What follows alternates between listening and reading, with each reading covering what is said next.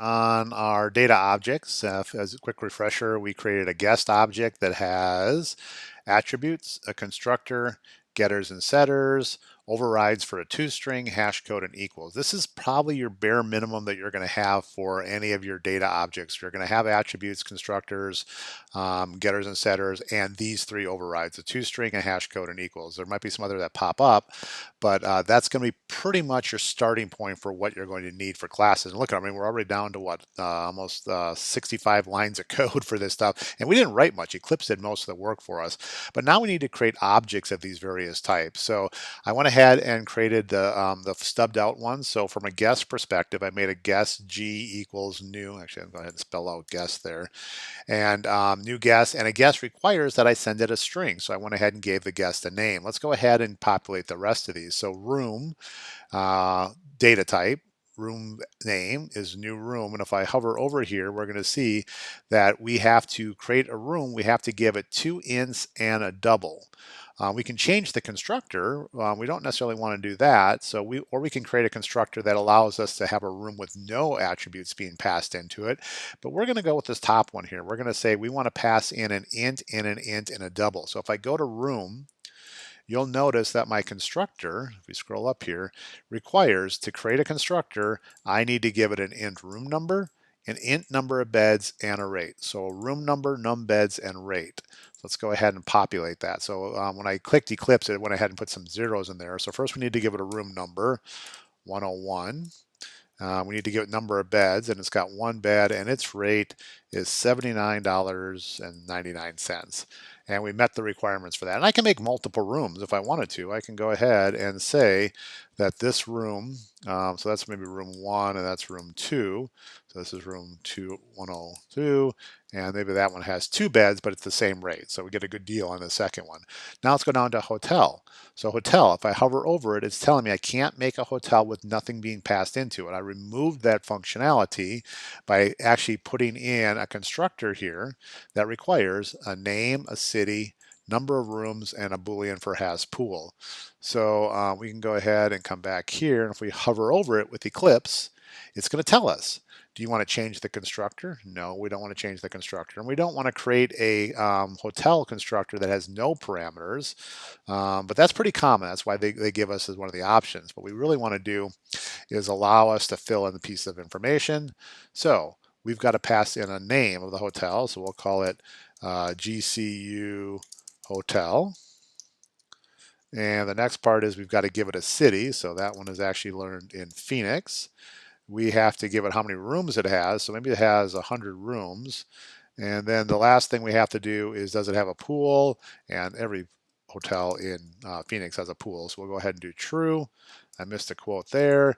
We met all the requirements for our constructor, so we can now make a hotel. The last one is the credit card here, and I did have to make a change. So I want to jump over to credit card just for a moment. I originally had date for the expiration, but date is deprecated, and you will see deprecated show up occasionally in your code, especially in Eclipse. Deprecated means that this functionality is not going to be supported going forward, so you can use it at your own risk. Currently, it's acceptable, but just know that future versions of Java are not going to support it. So the recommendation was to change it to a local date, which everything seems fine. So I did change this to a local date. I changed the attribute data type. I changed the constructor data type. I had to change the import, and then down for my getters and setters, in this case just the getter, I had to change that to local date also. So when I come back here now, let's go ahead and hover over credit card. We want to add the arguments to allow us to create a credit card. So the first one is null, and we're going to go ahead and use our string for that one, 222.333.444.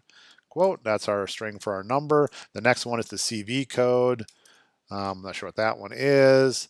The next one is, I've got to go back and look here. So I got to see what, so CV, oops, that's not credit card. We got to go to credit card here.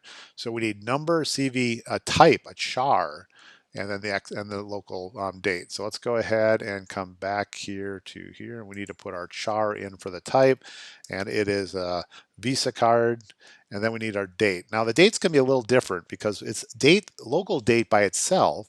If you look here, is an object. We can tell it's an object because it's got that capital L. Notice all our primitive data types are smaller, but all of our objects start with a capital. So we know this is a capital letter. To do that, we have to tell it we want to make a um, local date object of, and we're going to tell it the year, month, and date. So the year is 2022. It's going to expire, and it's going to expire in month 11, and it's going to expire, and most credit cards don't have a date, so we're just going to go ahead and default to the first of the month, and I don't need that null at the end of it. So now I went ahead and created a local date. So the expiration for this one is 2/22/11/2001. I now have objects of all the different data types, and I met the criteria required for their constructors. So to create a guest, I had to give it a name. For room, I had to give it a room number, number of beds, and a rate. For hotel, I had to give it a name, a city, how many rooms it had, and whether it has a pool, in this case true. And for credit card, I had to give it all that piece of it. I cannot make objects of any of this stuff. If I try to do guest G equals new guest and didn't pass in anything, not going to work. That was the same for all of them. I removed the ability to make an empty object as soon as I created a constructor in the classes. So for each of these, I have a constructor that has specific requirements, which means I cannot make objects now without passing in the information. So anyway, so that was the next step to create these objects. Next thing we're going to do is we're going to play around with them a little bit, and we're going to talk about how an object can have a need for another object. Okay, thank you.